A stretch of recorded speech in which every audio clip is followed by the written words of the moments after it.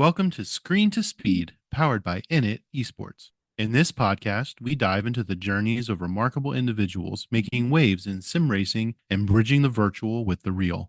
From the thrill of digital circuits to the roar of real life racetracks, we explore the passion, dedication, and innovation that drives the world of motorsports. We'll hear from athletes, creators, and pioneers sharing their stories, insights, and the powerful ways sim racing is connecting communities and creating pathways into motorsports.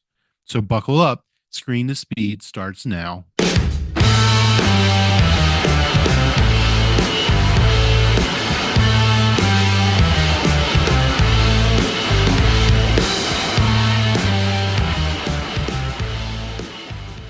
Hi everyone. Hi, hi. Oh my god. I see many people here joining. Welcome everyone. Welcome to the 21st episode of INIT Talks. Oh my god, very nice to have you all here today. I'm Elz, the host, and today we have a special guest. Why I'm saying it's special? Because we have Emma right now, and she is currently competing in the US online qualifier for the upcoming Global Esports Games. Guess what?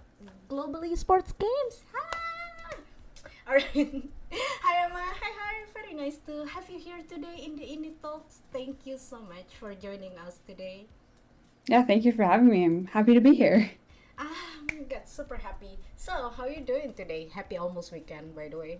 Yeah, it's a good day, busy day. I'm actually like taking this on my lunch break, so still have Oh, work to do after this, but it's a dreary day outside, so glad to be here doing this. Something exciting.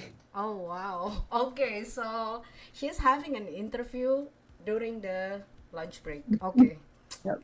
that's very efficient. Yeah, That's very efficient. Okay, I will try to turn it up and let me know if my sound is slightly better now. So I put my microphone a little bit closer to my mouth. A very good lunch break. Like imagine guys doing a podcast while having a lunch break. I don't know if I could ever do that. It's all good. Maybe.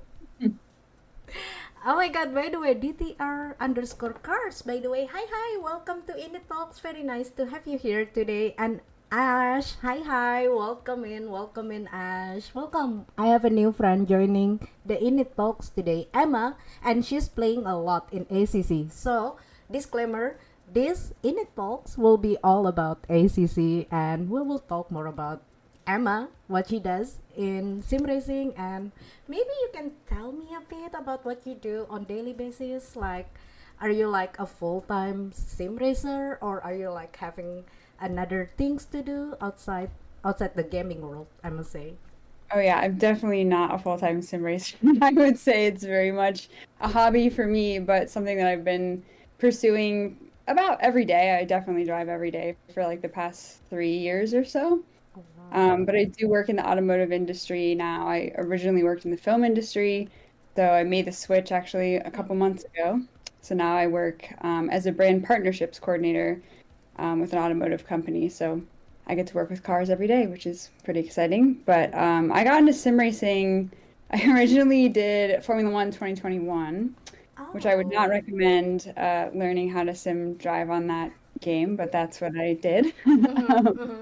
Right. And that Right. was how I got the bug, and I've just been playing ever since. And I've been very lucky to make a lot of friends in esports, a lot of friends in the motorsport world that has all just kind of helped this become something that I like to pursue. Yeah. So every day, your world is all about sim racing, motorsport. From the day you wake up and until the day like you're going to bed, you're about to sleep. Every day, every time, it's all about cars. I must say. It's all about cars now, which is pretty exciting. So I get the opportunity to drive a lot of cool cars and talk to people Oh. about cars. I'm certainly not a petrol head myself. I really try to appreciate cars. I Mm-hmm. love them a lot.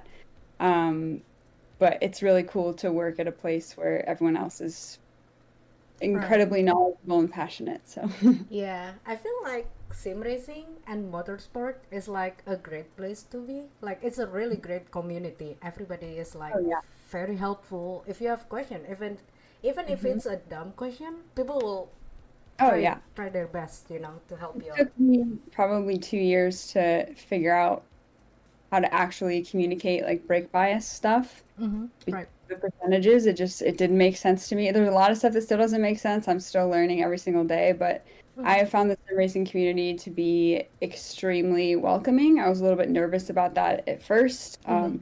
because I used to play a lot of Call of Duty and it wasn't quite a great place for women at the time. Right.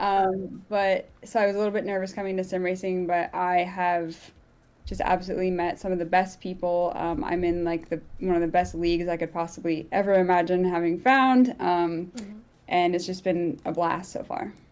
Right. Yeah. I'm at first when I want to switch my career path, I must say, getting into the gaming industry, I was like really nervous. I was so afraid because everybody knows that this industry is all about boys, is a man's world, something like that, and it kind of scares me at first, but yeah, throughout the time I feel like I found a lot of great people, and surprisingly I found like a lot of girls here like who likes to play, and I was like, I'm feeling more safe. That's how I feel, not Yeah, like more definitely. safe, but it's more like welcoming to me. Hmm. And I like about sim racing is so much of it, you have to build your own community in a way. I Mm-hmm. did a lot of like hot lapping and just driving by myself, but you're Yeah. not going to be as good of a racer if you're not actually racing everyone. Mm-hmm. So I had to kind of branch out and find my own league. And there's plenty of leagues that I just knew were not going to be for me. And then I found the one that I'm in, and I've raced with other people now, and it was just a great place to get started. One that was rookie friendly because I was terrible when I first started sim racing. Same. It was really Same here. bad. And it's been cool to see the growth of not only my own driving, but everyone in my league as well. Yeah, same here. Trust me, when I first got into this, I have no idea about a racecraft. I don't understand the concept of understeer, oversteer. I'm like, what is that?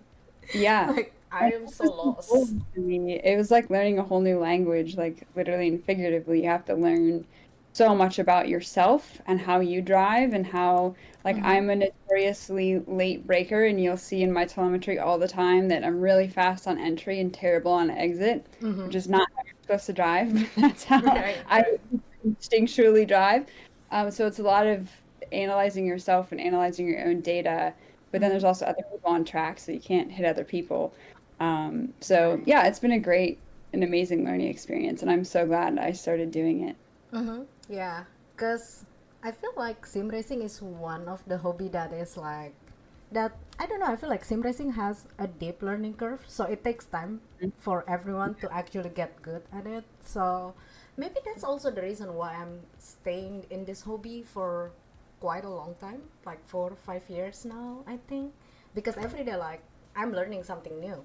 Every day I Oh yeah. feel like I'm a newbie. I'm learning something. Oh, this is new. Yeah, like every track, you can always just try a new track you've never driven before, and there's something you're gonna learn about the track. You can always just change cars. It's Mm-hmm. really cool. Yeah. And speaking about the sim racing part of your life, which game or sim that you play most in it? Um, Driving time definitely be the original Assetto Corsa. My league is all on Assetto Corsa, but Mm-hmm. recently I've also been doing ACC a lot. So I did the Ferrari eSports series. Oh wow. This and I didn't make it past the qualifier for the US. I made it past the hot lap portion, which was a huge achievement for me because I'm not that fast. But and it was good in the race. I finished P7 in both of my races, but only I think the top two from each one went. I definitely didn't make Ah. it, But it was good to. That was my first real taste of being competitive on ACC, Mm-hmm. and apparently ACC just suits my driving style a lot better. I do have iRacing too, but I am just I'm not a fan of the MX-5, and I know I have to like get through Uh, that stage to get yeah. further in iRacing. So it's been, and I have my league races every week, so I focus on my league races when I have time, or if I'm doing a competition like this, I focus on that. So Mm-hmm. iRacing is definitely there. I was lucky enough to actually the Canadian eSports Federation. I think they're still doing it actually. U.S. citizens and Canadians can get iRacing for a year for a Mm-hmm. $10 donation to the Oh program. So I just donated $10 and got free iRacing, Oh free yeah, iRacing for a free year. racing. So it's been great to just be able to try it out, and I definitely want to get more into it, but it It takes a takes while. time. Yeah, because I think for me, it was quite a challenge to switch from ACC to iRacing, back and forth. I cannot do that. Yeah, I think that, I mean, the way that I approach it, I just am kind of just assuming I'm not going to be great at either.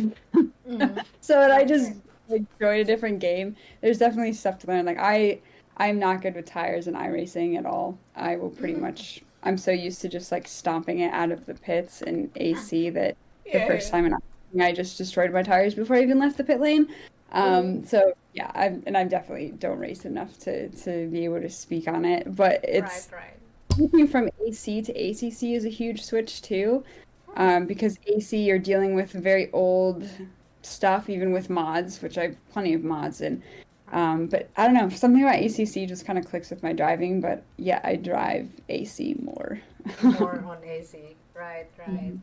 And here even say it's still very good the result. Yeah, I mean, I don't know.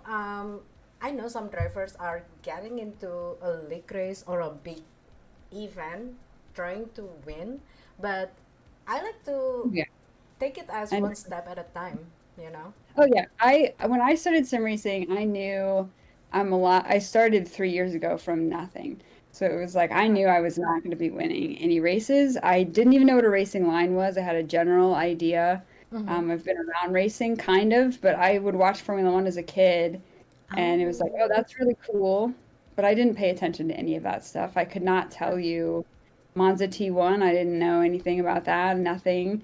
Mm-hmm. So starting sim racing has really been it was a humbling experience for sure because I don't like to be bad at things, but I had to be bad for a really long time. And honestly, my goal was always just finish the race. For the Right. first 3 or 4 seasons of my racing league, all my focus was finishing. Mm-hmm. And even just finishing the race, I was still picking people off because some people would just like quit or just not Right. finish the race for whatever reason. I've only not finished one race, and that was because I accidentally got my connector cable between my Oh. um, direct drive wheel and my pedals caught Mm-hmm. between the pedals. So every time I put on the brakes, I was trying to sever the brake Oh, wire. wow. So that didn't work. I had a mechanical failure in real life. Mm-hmm. So but yeah, I just always tell people like don't worry about winning. Like that's why my league is so cool, just because the community is so great that we're just Right. having a good time racing, and it's just fun and exciting, and it's still very competitive, but it's not anything Yeah. crazy. But honestly, yeah, it's nice to set the goal as finishing the race, especially if you just start getting into it. Because I feel like a lot of people are focusing a lot on the win, even if this is a new sim for them. It's a new game. It's just released, and they just like focusing on that. But Mhm. yeah, focusing on finishing the race is a great start to step up your game. That's how I see it.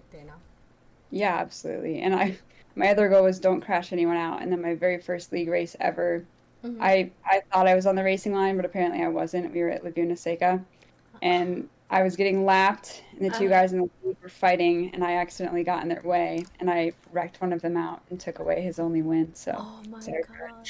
Yeah. But I everybody still made a mistakes, okay? it was the Everybody. worst. Yeah, yeah, and I was just like, and Exactly. that was like, I was like, I'm so sorry. I can't believe I did that to you. And we still joke about it now, 3 years later. Like, Still joke about it.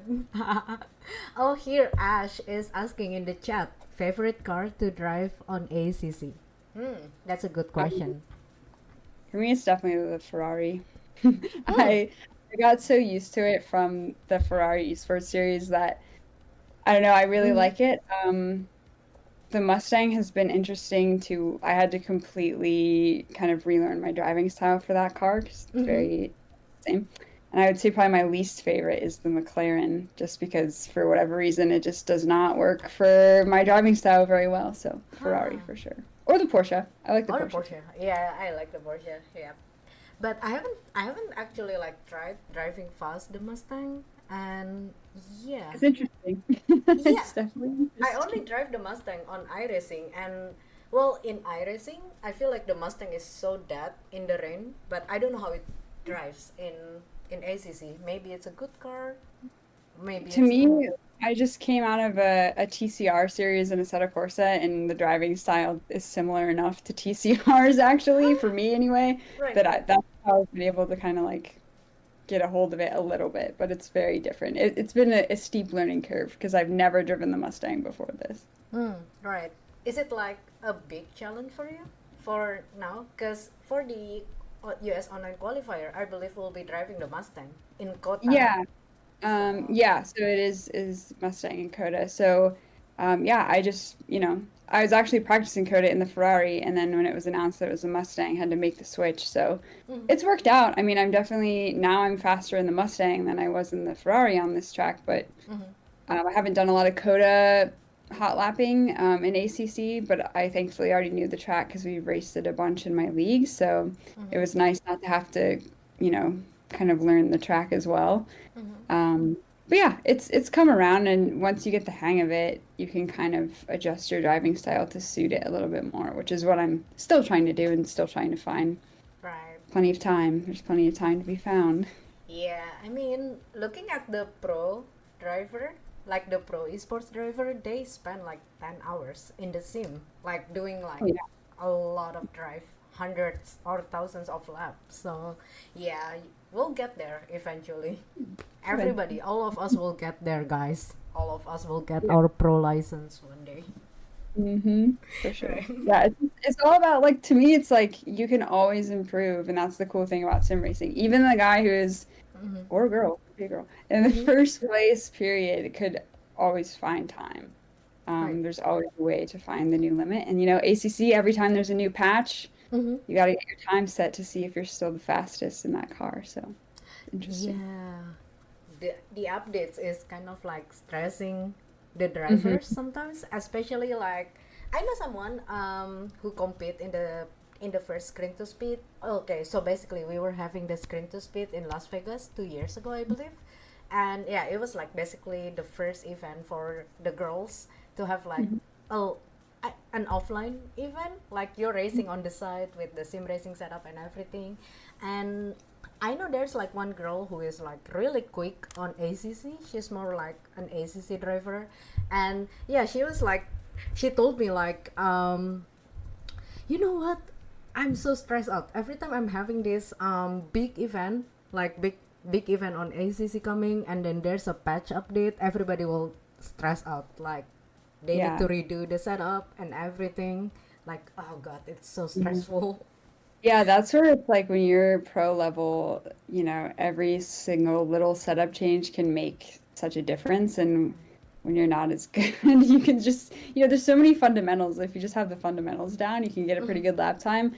And then the fine tuning stuff is where you can really get thrown off by that. Because I Right. did the Porsche eSports Challenge as well. And that was an in-person. They had online qualifiers, but it was also in person. So you had to go to the Porsche Experience Center, and they had a PS4 setup with Gran Turismo and a Fanatec setup, and you had to just jump in the rig and try to set your best time on basically new equipment or unfamiliar equipment. So Yeah. I encourage people, if there's any like free events like that around you, to try that, because it's really good to like practice being in I guess, a high stress, high excitement environment, and still see if you can set the lap time, because Right. it definitely affected. I was 2 seconds faster at my house, and then I went and I was a lot slower, but Yeah. eventually, got around to it. But Right. But I think you, me, and everyone who race in the Screen to Speed Vegas are lucky because we get to experience that. Because it's not like every day you get like an offline event or we can go to an offline event. yeah, And what I learned in this offline event is that the game is not just about driving fast, but who can adapt to the setup yeah, quickly. absolutely. Like that's more like the game than just trying to drive fast for me, and I feel like I'm so noob on that. Like I need Yeah, more experience.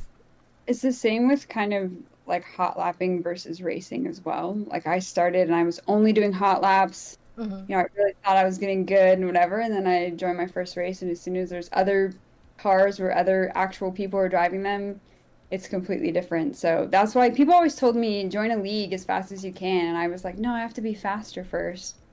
And That's if me I at can tell first. myself anything, like don't wait, just join a league. You Mm-hmm. will learn racecraft, and you'll also be getting faster, and it'll really help you in the long run. That's Yeah, I couldn't agree more on that. Like, really, at first I was like too afraid to race against people because I was like having this mindset I got to be fast first to be able to Yeah, race, too. you know. But trust me, everyone here in the chat, it's not the right mindset. Sometimes you just have to throw yourself into the race because in the end, the the experience that you get on the track when you're racing is the most important.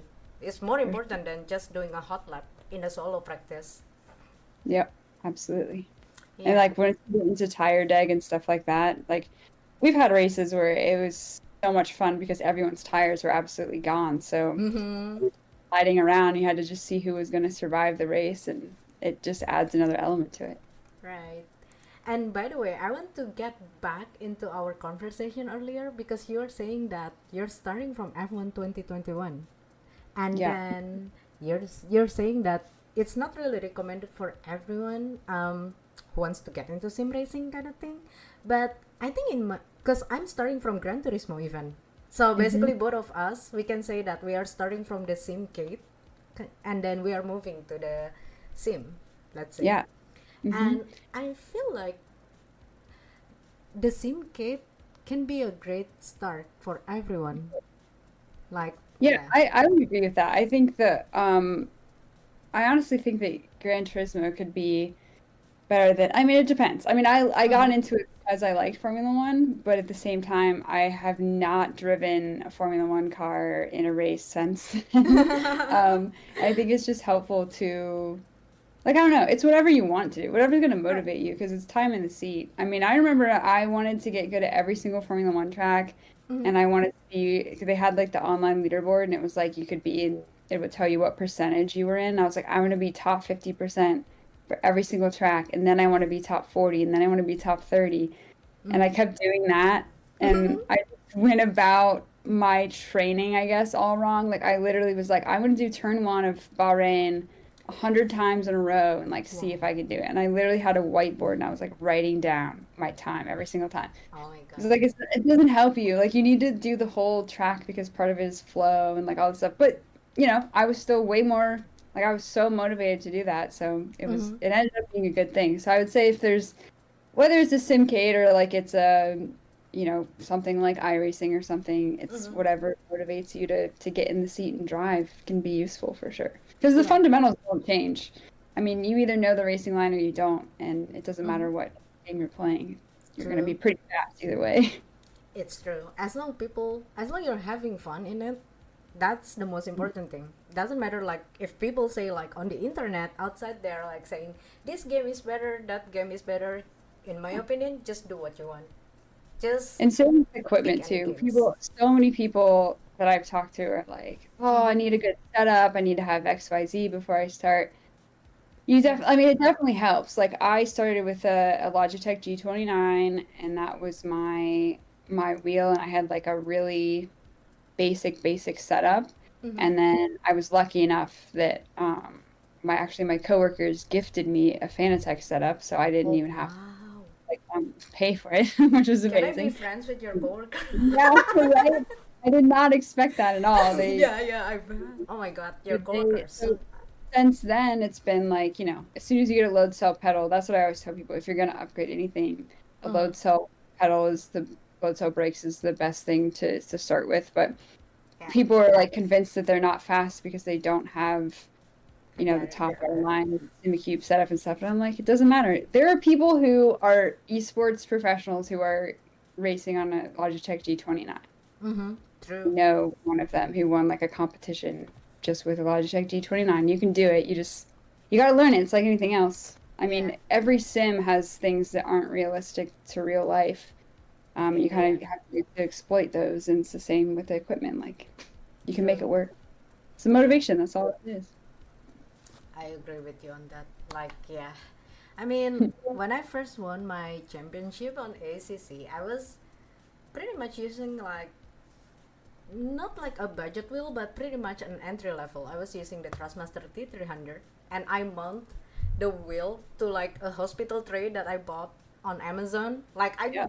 just trying my best to make it work because I want to Yeah. race in the end. I won my championship. Then it Awesome. it's more like I'm proving it to myself. Like yeah, you don't need an expensive or fancy equipment to win a race. It's just I don't know. It sounds like an excuse to me. I'm sorry, not like excuse, but yeah, you know No, what I I agree. mean. For Yeah. sure. So That's my mentality when I started was like I just needed, I mean some people do it with controller too, but for me I wanted to actually learn like the not everyone can afford even, a Logitech G29, so don't get me wrong there, but mm-hmm. I would say like if you can, like having a wheel and pedals is actually teaching you stuff because then when you go to real track experiences, it's kind of crazy because even though the feeling's not the same, because obviously the G forces are really there and Yeah. stuff, it looks pretty much the same out the dashboard window. And so your brain just kind of like registers it similarly to when you're in the sim. And then your hand-eye coordination kind of goes with the steering. So I found it to be pretty helpful when I did one track day. So Yeah. Yeah. In real life, yeah. there's a lot of things that kind of break my focus in real life because I tried like not like a track day, but I tried like driving around the track sometimes or one or Mhm. two times. Sometimes I feel like yeah, you can feel the G-force, which for me kind of helps me to feel the speed going into the corner. While in Yeah, sim, I have to rely on my eyes to see if I'm fast or not. for Which sure. yeah, but sometimes I feel like the movement when I'm like driving fast, the movement is kind of breaks my focus. You know what I mean? Mhm. Like the G-force, everything. I don't think about it, but when I'm driving in my sim, I lean at the turns. And I Oh, really hate that I do it still. right. I don't know why, but you can tell when I'm getting frustrated because I really start to lean over when the turns don't work. And instead of just like adjusting my braking and not getting understeer, I just assume that leaning is gonna just really help. Really helps you in the sim. Yeah.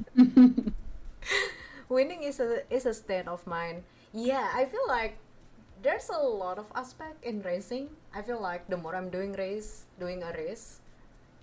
the more I realize it's not just about winning. There are one race that you just focus on learning how to drive around the track. There's like Yeah. a race that just goes wrong, everything just wrong, so you just focus on survival, crossing the finish line. So like there's like a lot of aspect in racing, and maybe some people can win every time, but to me, you can't win every time. Yeah. Yeah, for sure. Like we had an endurance series. So we did the 2.4 hours of Le Mans.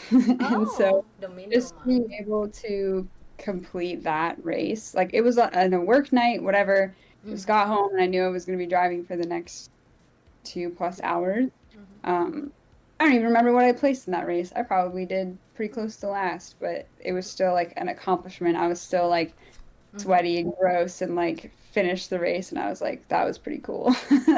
That was That's what it's fantastic. all about. Doesn't I mean, like in my league, it's not usually the same winner, but there's like the same 5 or 6 guys who win every time, and Mm. it's really fun for them. But also back in the mid pack, like we have an AM championship and stuff like that, so we just make it our own kind of competition. And I'm pretty competitive, but I know I'm not going to win in my league right now. I need to get a little bit faster, but it's still things can feel like a win that aren't Things, actually a win. yeah, things can feel like a win, cause I've won a race, and I've messed up my race. Okay, I've had a good race, I've had a bad race. When I win a race, I'll be happy for 1 hour, 2 hour, like celebrating, like oh my god, feeling ecstatic like that. But Mm-hmm. after that, okay, that's it, But I feel like when I had a good race, a good battle, it feels more memorable to me than winning the race. I don't know. It's Yeah. not that I don't want to win, but you know what I mean? Like, Yeah, like I'm thinking of we had a race at Watkins in GT4s, mm-hmm. and I was just racing against one of my friends in my league, and I was pretty new, and I Mm-hmm. had never been able to match his pace before, but we had like an amazing battle all through Watkins for like lap after lap, and it was so much fun, and it was like I still think about that battle all the time. And it's Mm-hmm. just like I don't know. I don't even remember what we placed. It didn't matter, but I don't even remember who won the fight honestly because it was just so much fun that afterward we were both just like we both really learned from it, which was the win for us. We were both like, that was an awesome fight. Like, it was great. And so yeah, we took our win there. It didn't really matter what happened on track. Yeah, exactly. Remember, you go faster when you lean forward. 100% trust me, bro. No, in sim racing, you will go faster when you push your wheel. Okay, question. Yeah. Yeah. When you guys sim racing, do you push your wheel or do you guys pull your wheel? It's a question for everyone, and that's for you, Emma. Do you feel it like when you're driving? I don't know. I mean, I have a play seat, so I have like a direct drive wheel stuck on a play seat, so it's like very, I wouldn't call it unstable, but it's not the most stable thing. I probably push on my wheel more than pull. Yeah, I would. I think I'm pushing. Yeah, I Mhm. push more than pull. Right, right, right. Yeah. Yeah, I see on your TikTok. Oh, by the way, guys, Emma is on TikTok. So if you wanna see a sim racing content, and she's also posting her sim racing setup, right? I think it's pinned on your TikTok, I believe. When you're like, or Oh it's yeah, on I the top of the post. hmm Yeah, Yeah. yeah. If you guys wanna see more sim racing content on TikTok, or if you guys wanna see like who are the female content creator, sim racing content creator on TikTok, Emma is one of them. So give a follow. Emma, can you share your TikTok? Do you mind sharing your TikTok to us? Yeah, I actually have to remember what it is. I created my TikTok so that I could just document my sim racing journey. True. Um, She's so I can. using TikTok like a diary, like a sim racing diary Basically, which is journal. cool because I will forget what I did and then I go back and then I'm like, oh wow, I was really slow back then. I don't know if it's going to be able to be visible on the screen, but it's Bellissima, so Bellissima. BELLISSEMMA dot racing. Bellissima.racing. Mhm. Yeah, so that's the TikTok. It's not a website, guys. That's the username. So if you guys wanna follow Emma on TikTok, that's the username. And yeah, she's posting her sim racing setup. She's sharing a lot on TikTok, more than me and everyone else. I feel like, cause I don't know. I don't get the TikTok. Why are you choosing TikTok as your social Um, media? I don't like, I tried to do Instagram too, and I just don't like it. Mm-hmm. TikTok, I can just record it and overlay my video and be done with it. And there's like a more of a casual. I mean, I personally don't even use TikTok. Actually, I don't watch videos on TikTok. I just upload there. Like I'm not an advocate for TikTok actually, but I just make my videos and post it there. And I can talk about whatever I want. If I wanted to do, I used to, like, I was gaining a lot of momentum last year on TikTok, Mm-hmm. and I stopped doing it because the work kind of got in the way and then, fell off a cliff. But I was posting videos where I was just talking about my laps and didn't even have a lap overlay or anything. Yeah, And yeah. people were engaging with that just as much as they do when I show my laps, which I don't think would be the case on Instagram. And YouTube takes a lot of editing time and stuff like that. TikTok, Yeah. I've got it kind of down. And there's just so much. I just feel like I have to be so involved with other social media platforms. And my goal isn't to be like a content creator necessarily. Like, Mm-hmm. I just wanted to document my journey because when I was searching for sim drivers, it was always people who are really good. And like you're watching someone do like a crazy lap and you're like, okay, cool. And then you try it and you're 8 seconds slower. And it's like, well, then I must just not be cut out for this. So Yeah. I wanted to create a channel that kind of shows the progress. Mm. Like you will not see me winning races on my TikTok, sorry. Maybe someday, but I'm always just like trying to beat my own best time. Mm-hmm. I'm definitely comparing my times to other people and stuff, but it's just focusing on my own growth and documenting my races in my league that nobody knows about or really, cares about because it's not like a major esports thing or anything. It's just my friends, but a lot of Mm-hmm. people seem to really enjoy it. And there's definitely I feel like there's just not too many female creators in the motorsports space in general. It's a very small kind of group. And so I'm Mm-hmm. also just a huge advocate for women in motorsports. So the more visibility, the better. Of course. So I just kind of created the TikTok just so I could have something for myself, mostly for myself, just to look back on, but also Mm-hmm. if other people can enjoy it and find inspiration in it. Like people are always trying to beat my time, which isn't that difficult. So please do.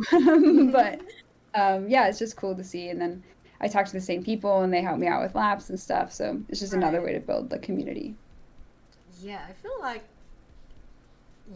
I don't know. I feel like the way you explain, like, why are you making a TikTok account? Why are you posting a video? It makes me feeling relatable.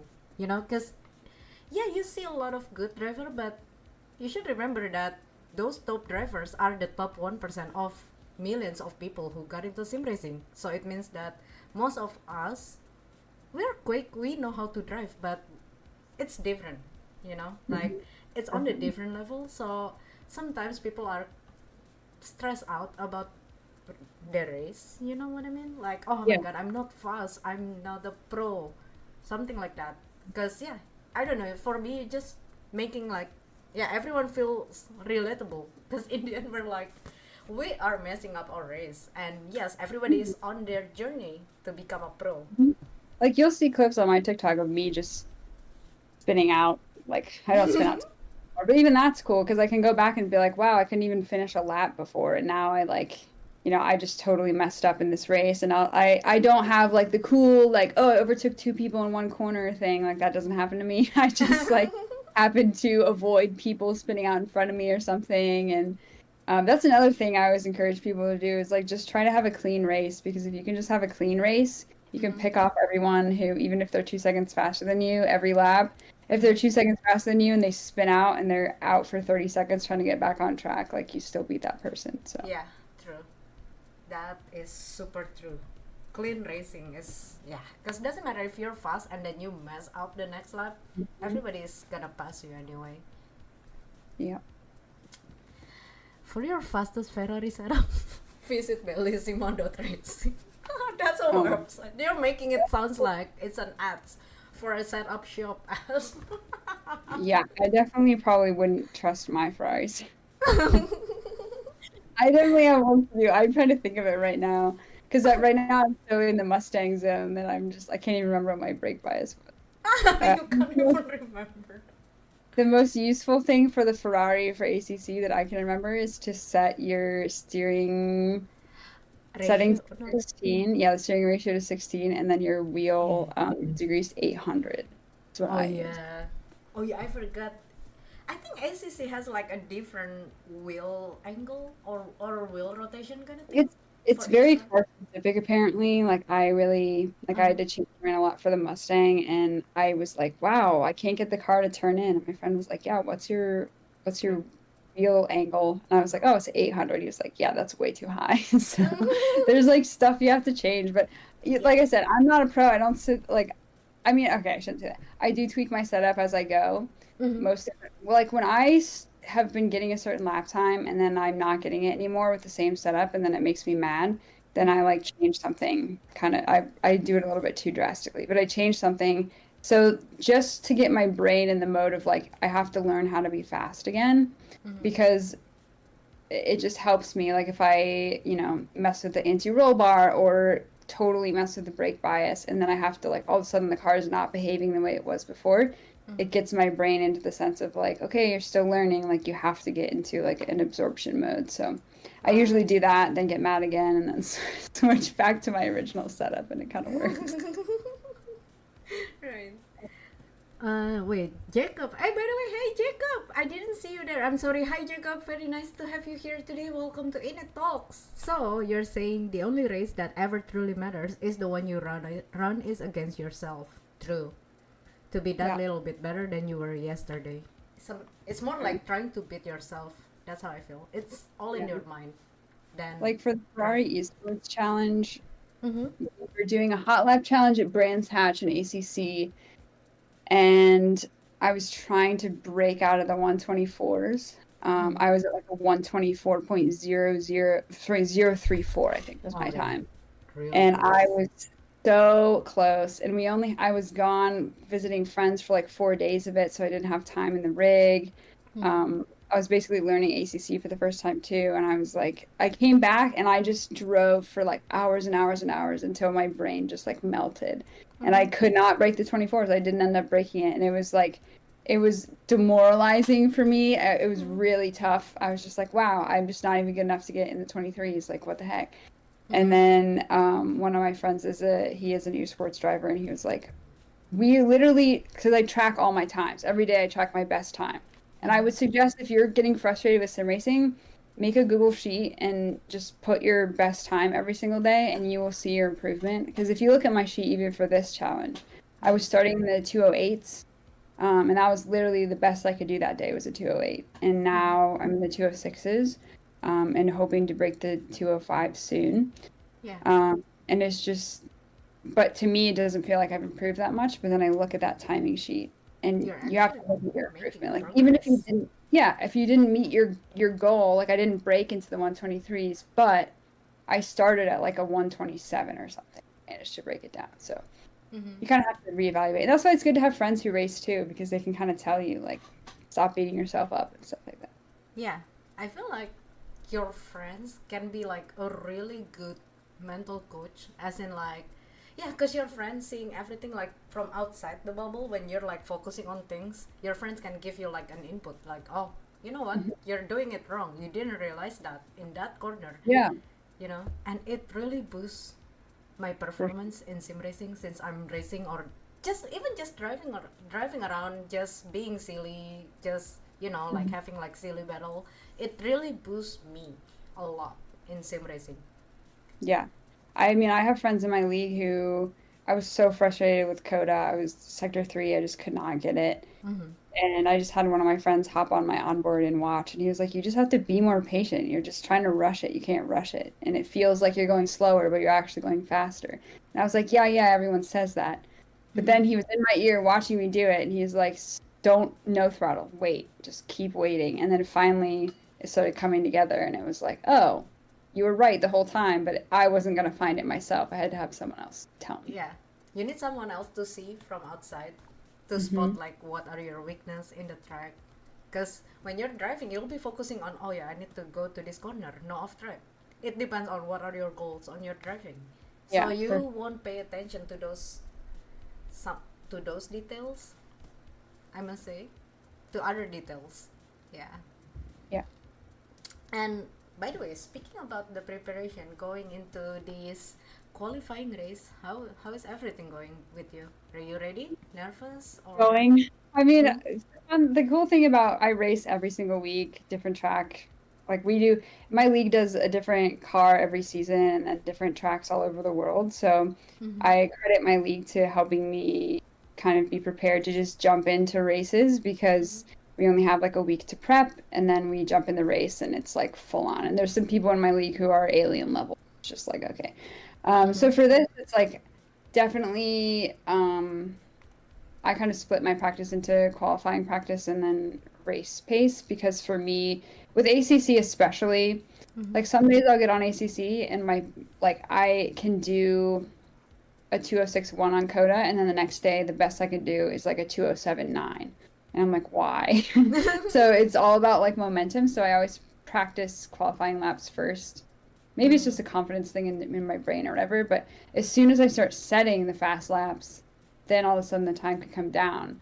But if I'm just focusing on keeping it clean and like I just tend to go slower. So yeah, I've definitely been prepping more, and then I would like AI races are sort of helpful for ACC. I do that a lot for the Ferrari eSports Challenge. Our race was at Spa, Mm-hmm. and I had to like relearn Spa because I had not raced it in a long time. Um, but it was just I had my qualifying pace and I knew what line I was supposed to do. But then you have to think about where people are going to try to overtake you. Are you ready to change your line if somebody's in the way of your racing line and stuff? So I'm just kind of starting into that practice and figuring it all out for Coda. But I've raced here a lot Yeah. before, and we did a GT4 series that went to Coda and AC, so Mm-hmm. I'm kind of familiar with the dive bomb spots and all The that. dive bomb spots at Yeah, Kota. yeah.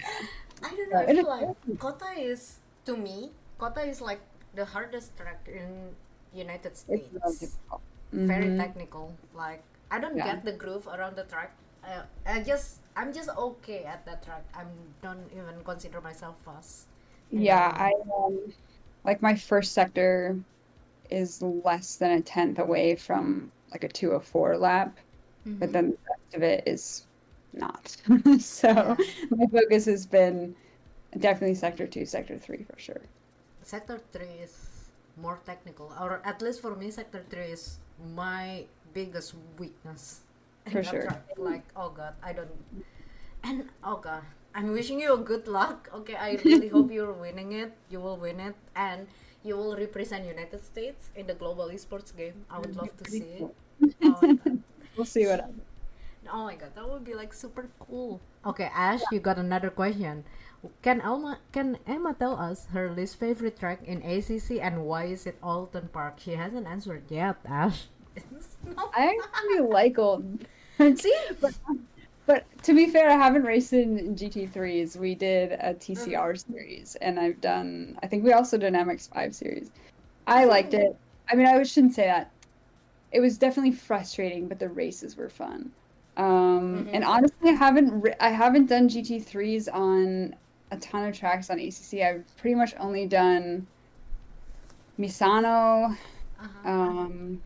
Monza, Spa, and Coda, Brands Hatch, and then a couple other ones. But I literally had to download all of the DLC for the Ferrari eSports series because I didn't have it. So I was really happy to find that I actually had the American track pack for this one. So sorry I can't give you a better answer. But wait, that's a lie. My least favorite track is Paul Ricard, 100%. Oh forgot my what I was doing. god. I had hate this it. conversation everywhere and seems like everybody agree with me and yeah, everybody said like Paul Ricard Yeah. is That was the LFM like license track when I was trying to do LFM, and I was like, how can I be really fast at brands and then just can't even qualify for LFM at Paul Ricard? It made me so mad. So no, it's French car park. I don't know. It's Yeah. so weird. it is. It's so confusing. I'm sorry, but if anyone here likes Paul Ricard, but yeah, I'm sorry. I'm just let's say I'm so sucks at it. I'm sucks. Yeah, At it. I'm not good at it at all. I haven't even tried it since it was just embarrassing. I was like, wow, I'm so bad at this. I think in GT3 you can be like under 2 minutes. What's the fast lap time in Paul Ricard? But yeah, it's like I don't remember. I don't even remember what my times were at Paul Ricard. yeah, I don't even remember. I only raced in It ACC. was so bad that when I looked it up, it like didn't even come up as a remotely possible time that people were getting, and I was like, okay, I'm just not gonna look at this anymore. The worst French Grand Prix track. Is that track still exists? I mean, I think people still drive in Paul Ricard for endurance or something, right? I think. I don't know about endurance, but yeah, I know people who have actually driven that track in real life. I don't have any Yeah. do Is that. that track is still active technically? And maybe we don't need to tell iRacing that Paul Ricard exists, so they won't add Paul Ricard to the track. And I hope, or probably in ACC Evo, we won't have Paul Ricard. I definitely. I'm so... But a lot of people 153? don't like Coda either. I mean, I've been to the Formula One race at Coda. I went 2018, so I got to see Kimi Räikkönen's last win in person, which is my What? big goal for that. And Oh, it's an awesome track to watch a race at. It's definitely, now it's a lot more crowded. In 2018, it was like pre-Drive to Survive, so I remember I walked up to the fan zone. I was 30 minutes before the autograph session, and I was front row, and so I got Fernando Alonso's autograph. Just like barely had to wait. I was at the airport with Stoffel Van Dorn when he was racing for McLaren. He was just chilling. Nobody knew who he was. I was behind Mauricio Ribabene in the TSA line. He What? got dropped off in a Ferrari as I was leaving right in front of me, and my dad was so jealous because he wasn't on the same flight as me, and I was like, well, I'm gonna go hang out with the Ferrari team. Not like that anymore. I haven't even been to Coda since then. I've been to IMSA races, and even IMSA races are getting super packed. I went to Daytona and I went to Petit Le Mans, and Oh my god, I'm so jealous of you now. didn't even do the grid walks the past couple times because they're so packed now. But it's cool because motorsport's definitely catching on, which is good. But Which is it was good. kind I of love nice. seeing it like grow, you know, like Yeah. grow even bigger and bigger. Cause I like the hype and everything. Every time I'm going to a racetrack, like, oh my god, it's so hype. Oh yeah. Let's get a So, merch, you know. like Daytona, my friend had a spot in the Porsche club, so we like got to hang out with all the Porsche people and just like Oh see wow. everything, and we were right next to the track. Mm-hmm. It was awesome. But personally, my favorite is Petit Le Mans in Oh yeah. Atlanta. Is So is fun. it worth it to 12 go? hours. Yes, absolutely. It's a Mm. 12-hour endurance race. And actually, the first time I went was with my racing league. A bunch of us decided to go to the race together. So I met them all in real life and we just had like a Oh. blast at Petit Le Mans. And now we go every year. So Oh my God. we're going to see you there. I wanna go to Petit Le Mans too. It's a lot. Yeah, I won it. I think I only went to one IMSA race in Road America. I was still Mm, living in Chicago back then, so it was an okay trip to Wisconsin. But now I live in California. The only option for me is going to Long Beach or going to Sonoma. mhm. Yeah, oh my God. So you've been to Daytona 24 Yep. before? Mhm. Oh God, how was it? It was a lot of fun. Like I said, I like Petit Le Mans better. Mm-hmm. Because Petit, you can stay up for the whole race. It's 12 hours, so you can just like be part of it all.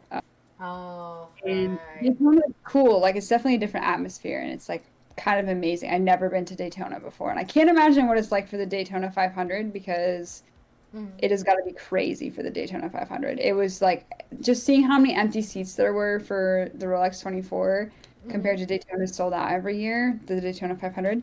Mm-hmm. It was really cool. It was a really fun time, but I have to say, like, I was less focused on the racing at Daytona and was more focused on like walking around and like doing stuff. Whereas Yeah. Petit, like, you can't escape the racing, and there's a lot Mm-hmm. of really cool technical points on track where you can just kind of see all the action. Oh, So I love it.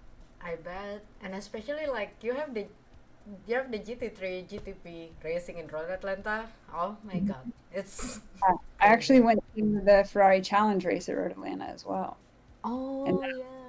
it was Oh, not very packed at all. It was very empty, and I actually got to sit in a couple of Ferraris because I just ended up talking to the Ferrari people. They had a Puro Sangue there, so I was like, oh, mm, this is really cool.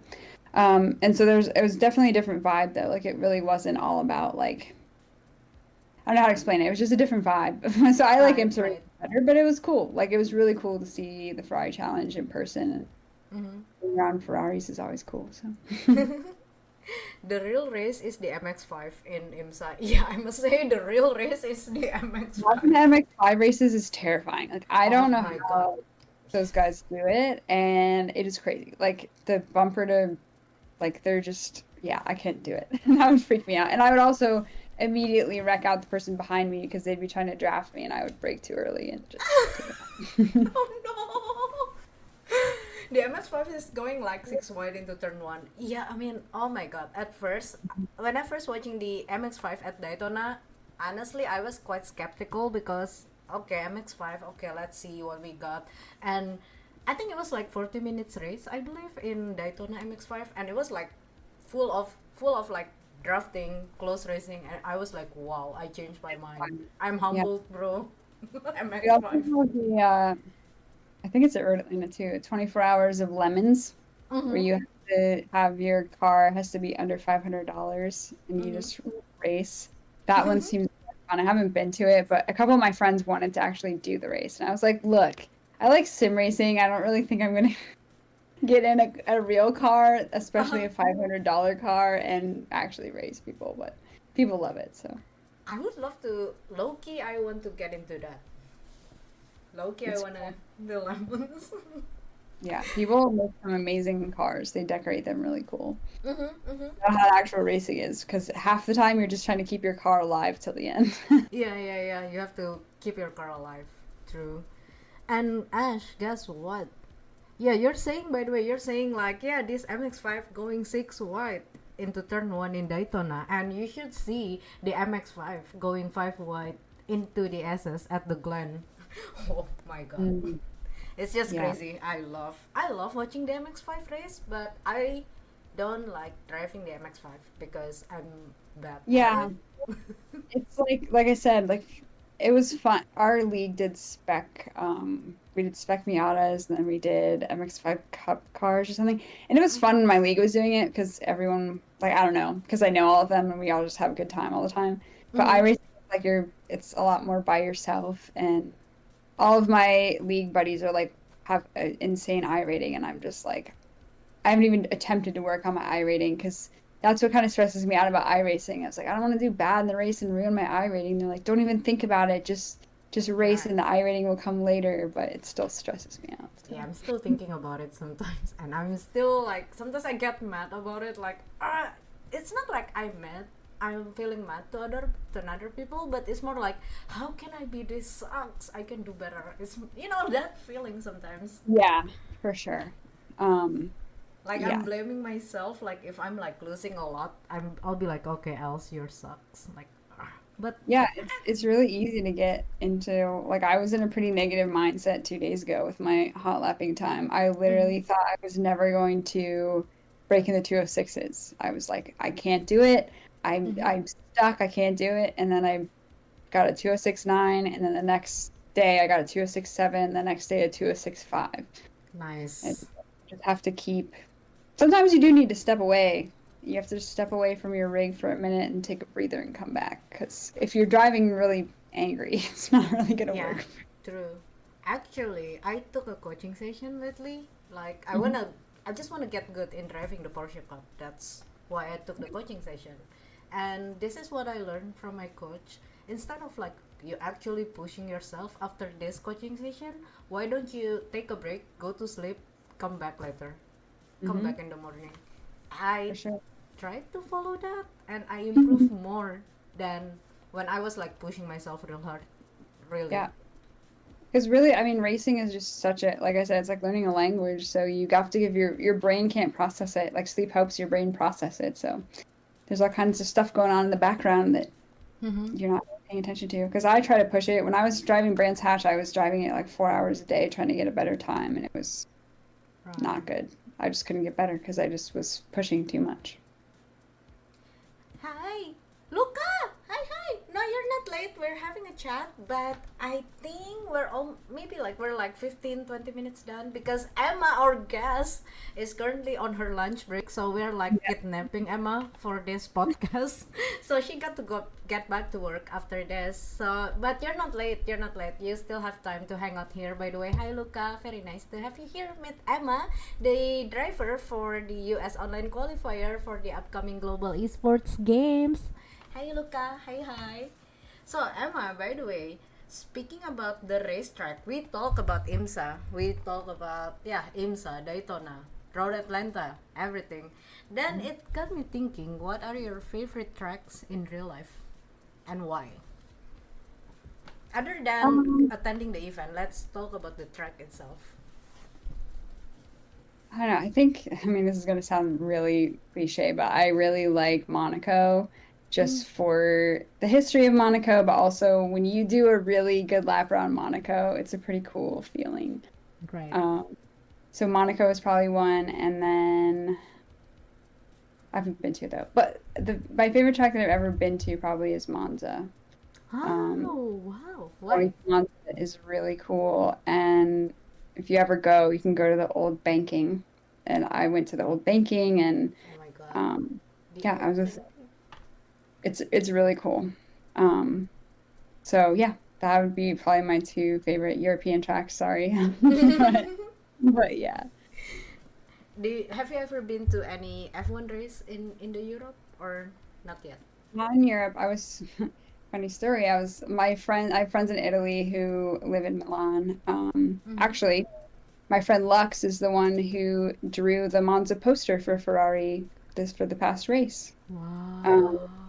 so Lux and I hang out all the time whenever I go to Italy, and So cool. uh, they took me to Monza. I've been to Monza twice now. Yeah, Oh twice. yeah? And Woo! it's just been really cool. So I'm always invited to Monza, but I haven't been able to go. Mm-hmm, I mm-hmm. did ask if I could go hang out in the Ferrari Ah, hospitality with Lex this past time, but obviously that didn't happen. Yeah, and then I have friends who live by Zandvoort and stuff. So I have friends around. I just have to like just give a make it call. out there. Yeah, Yeah, make a plan and visit. because it's actually like I went to Coda. I don't mind saying this. When I went to Coda in 2018, I bought tickets, 3-day tickets that were at turn 15, like Mm-hmm. where all the battles are happening. and we got to see a Bruno Mars concert, and it was $500 for the whole weekend. And now those same seats are $1,600 just for one day. Wow. So Yeah, that's unaffordable in the US, which I really hate. right. So it's actually cheaper to go to Europe, to fly to Europe and then go to a race and come back than it is to just get tickets in the US. So Yeah. my next race will be a European race unless I get invited to a US race to go for free, because otherwise I'm not paying. Sorry. Yeah, the price is crazy. And you're right. I feel like it's cheaper for us right now to travel to Europe and get the F1 ticket. Because, one, there's a lot of race in the Europe, more than the United States. And there are like a lot of, or there are some tickets that is affordable. I think Zandvoort is one of them, I believe. Correct me if I'm wrong, but Zandvoort is one of the... I know Monza is actually pretty affordable still. Like they're upping the prices a little bit every year, but yeah, this year my friends were like, "Oh my gosh, Monza is so expensive. It's like 250 euro for the weekend." And I was like, I wish. Wait till you So- see Texas, Vegas. I don't know about Miami. I'm not sure about Miami. If Miami- Miami. Miami was pretty expensive. I had friends Okay. who went to the very first Miami race. Mm-hmm. I could have bought a ticket for $800 for the whole weekend, but I was like, Wow. I don't really like going to Florida in general, so sorry. Mhm. Las Vegas Grand Prix is out then. Yeah. Hey, I'm having a mixed feeling about the Las Vegas, okay? First of all, I know everybody been complaining about the policy and everything that is going on in Vegas during the race weekend, which everybody hates that, which I understand that, but the race itself was actually pretty good. The race was kind of like paid off to me at this last year. So I don't know about this year. Quite hoping Yeah. for it. I just wish that Formula One wasn't getting so prohibitive for everyone. It's just like, I don't know, but then it is like weird. Like going to the race at Coda was super fun and it was like an absolute blast, but Mm-hmm. I still like watching it at home because you get all the action. I mean, our seats even had like the big screen, so we could pretty Right. much watch the whole thing But on it's screen. different. At It's least for definitely me, going to a racetrack is like feels like going to Disneyland. It's more like the experience, like you're walking from even from the parking lot to the entrance, and then like you walk around. I know. Like yeah, we will see more action on TV, but sometimes I like to go to racetrack to listen to the sound of the car, like Yeah, the sound is cool. There's Yeah. nothing the Mhm. sound. Like sometimes I'm just like I don't know, I just want to sit down and like oh my god, just enjoy the car goes fast, you know. Oh yeah, Daytona is really cool for that because Oh my you god. just can't watch it for 24 hours straight like some people do. But we were just like sitting in lawn chairs, like Mm-hmm. hanging out, and cars are just like flying by. But you get super dirty because Oh. like rubber's flying off the track. You don't even see it, and then by the end of the day, you're like wiping your face off, and it's all black. Oh my So, god. Oh my it's god, cool. intermezzo. First of all, Jean, thank you so much for subscribing to our channel to INIT eSports. Thank you so much. Love you. I really appreciate you. And second, Taylor Mills. Thank you so much. Oh my god, Taylor. Thank you so much for the raid. Oh my god. We hit 50 viewers here. Oh my god, I'm super happy. Oh my god. Very nice to have you all here today. Meet my new friend Emma. Oh my god. Hi everyone. Thank you so much. Thank you so much, Taylor, for trusting your community to this channel. Thank you so much. I really appreciate you. And hello everyone. Welcome to INIT Talks. Oh my god, we're having a chat with Emma right now. Hey! Hi! Oh my god, how's it going, you guys? How's it going? So, we are having a chat about... Basically, right now, we're having Emma as our guest, and we're having a chat about ACC F1. Well, now we're talking about the F1 race. So, I hope you guys really enjoy your time here, okay? Enjoy your time here, you all. I love you guys so much. Thank you. Yeah, by the way, oh my god, I got distracted. But thank you so much again for all the support. I really appreciate you guys. So Emma, by the way, speaking about your goal, what are your goals? Do you wanna be a race car driver one day?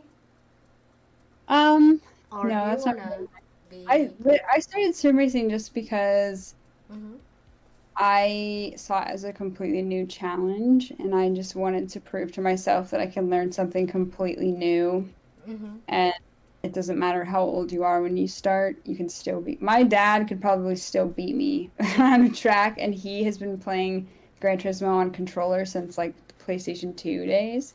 Wow. Um, and it's just like there's so many people. It's like I feel like there's so many barriers to entry in sim racing, and I just kind of wanted to show that it doesn't matter when you start, as long as you dedicate time to it and enjoy it, like you can get anywhere. So my Mm-hmm. goal is to be, I mean, obviously I want to win. There's Mm-hmm. no question about it, but I want to win on my terms, having documented the whole journey to get there, just to kind of, I don't know how long it's going to take. I remember when I first started, I was like, I wanted to be a Formula One esports like world champion, and now I'm like, Jarno Otmir pretty much has that one down, so he can do that. I will stick to what I'm doing, and if I can win a race in my league, I'll be set.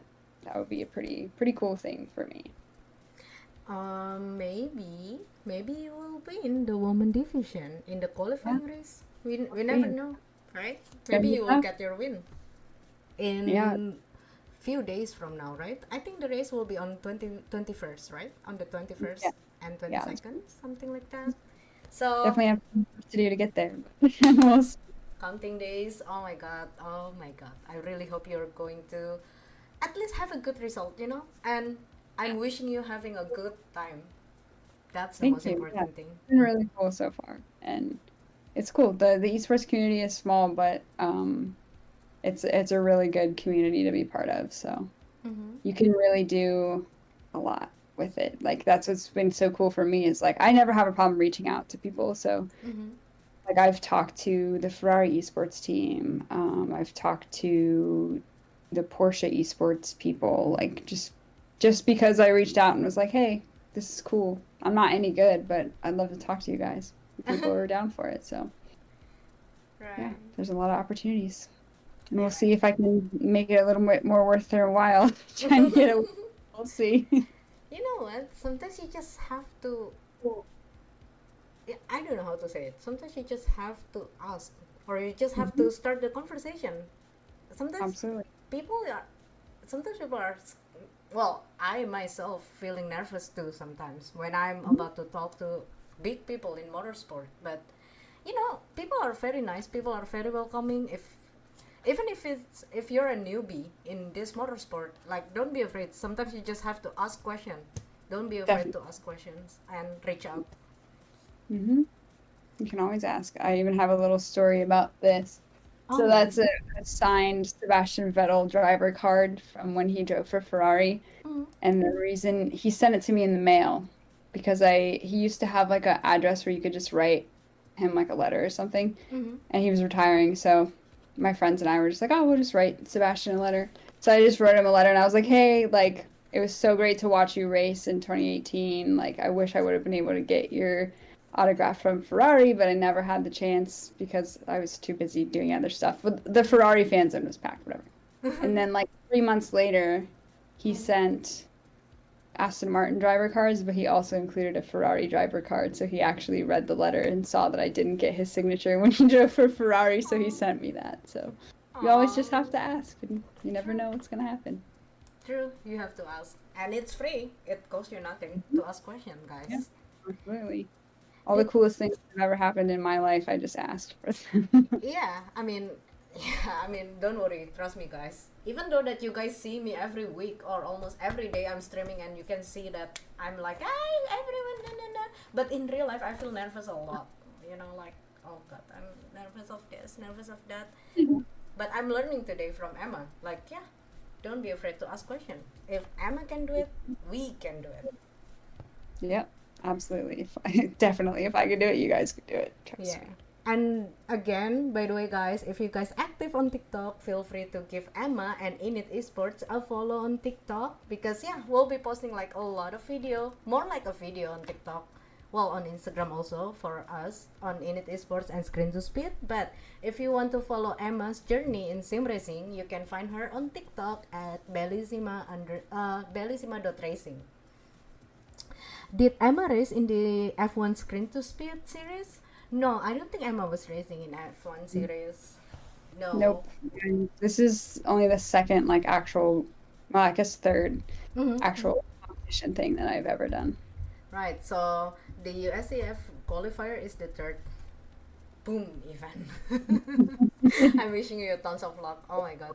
Honestly, I'm sucks at quali. So if there is like a competition that requires you to do the online quali, I'm like 70% I'm not gonna qualify. I'm more like focus on consistency instead of like Yeah. pushing the car, you know. So For sure. for Yeah. everyone who passed the qualifying, you guys are so fantastic.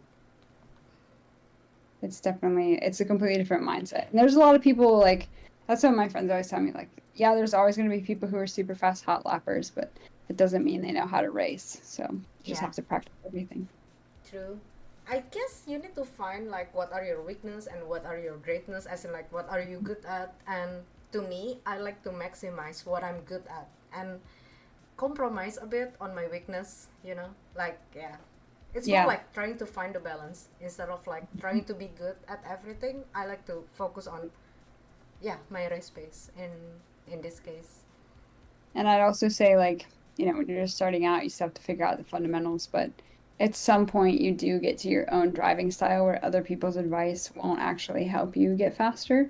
Mm-hmm. Take it with a grain of salt because a lot of times people are telling you the right thing to do. But there's been times where one of my friends who is like a professional esports person that watched me do a line and he was like, I didn't even know you could do that line, but it's actually just fast, so keep doing it, I guess. So you can always figure out your own thing. Right. I hear Vettel could be coming back to F1. I saw like some posts on internet a bit about Vettel, but I don't know if he's gonna make a comeback to motorsport or something. I think I think I could see him coming back to motorsport, but I don't know about F1. I feel like Mm. F1's just such a different sport now that I Ah, don't know, it's right. I get you. I get you on that. I hope to see Emma around in as many of the SDS series as she can do. I'm into that, Luca. I'm in. Emma is really fantastic. If you're on TikTok, again, give her a follow. thanks guys, I appreciate it. Mm-hmm. I actually do have to run. I just got an email that I have to respond to though. Right. But Okay, so let's say we are down to the last question now. All right, so let's see. Okay, I'm gonna pick the last question from the chat. Okay, so we can feel more relatable. Hi Luca.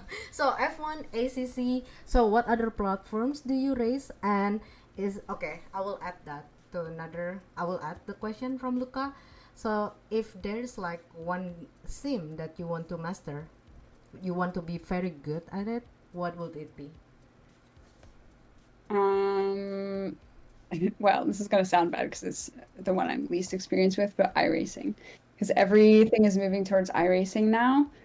And I feel like I kind of missed the boat on ACC. ACC used to be like, I feel like the top thing that everyone was driving, but now it seems like esports teams in general are like moving towards iRacing. Mm-hmm. So I definitely have to get into that. So if I could master any, it would be that. But also, an unrelated sim, but Richard Burns Rally, which like only exists on the nooks and crannies of the internet now.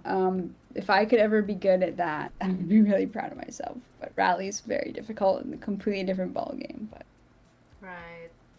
I'm really looking forward to see you joining iRacing for sure. Like, yeah. yeah, So whenever you're getting your subscription on iRacing and you feel like you wanna race, feel free to reach out to us on Discord at INIT Esports. So maybe we can like I don't know, even just having like a fun lobby with friends.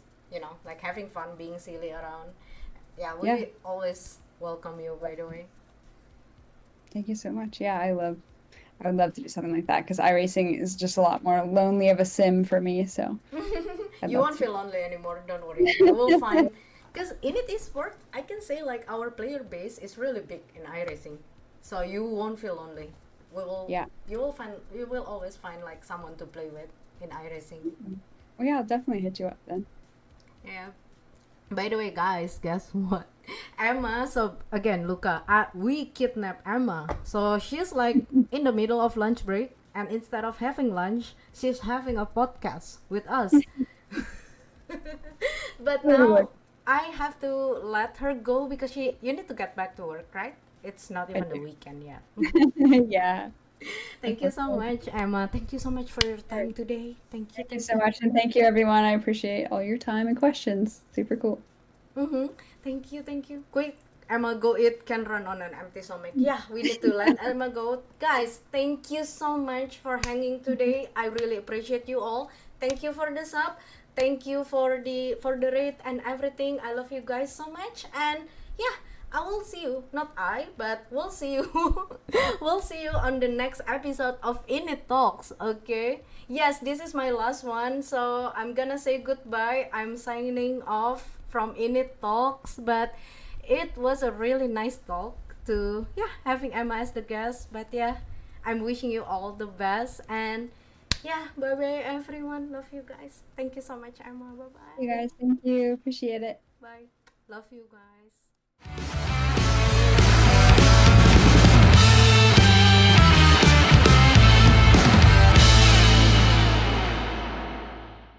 INIT Esports focuses on sim racing events and digital tournaments. They bring esports content to fans and sponsorship opportunities to brands while maximizing audience reach across multiple sports, industries, and platforms. INIT Esports is a woman led company where diversity, equity, inclusion, and accessibility is in their DNA. And their platform aims to combat bullying and cheating to help make the esports world as safe and fair as possible. To learn more, be sure to log on to www.initesports.gg or follow them on social media at INIT Esports. Join their Discord, check out their YouTube channel, or follow their live content via Twitch. This episode has been brought to you by Grand Touring Motorsports as part of our Motoring Podcast Network. For more episodes like this, tune in each week for more exciting and educational content from organizations like the Exotic Car Marketplace, the Motoring Historian, Break Fix, and many others. If you'd like to support Grand Touring Motorsports and the Motoring Podcast Network, sign up for one of our many sponsorship tiers at www.patreon.com/GT Motorsports. Please note that the content, opinions, and materials presented and expressed in this episode are those of its creator, and this episode has been published with their consent. If you have any inquiries about this program, please contact the creators of this episode via email or social media as mentioned in the episode.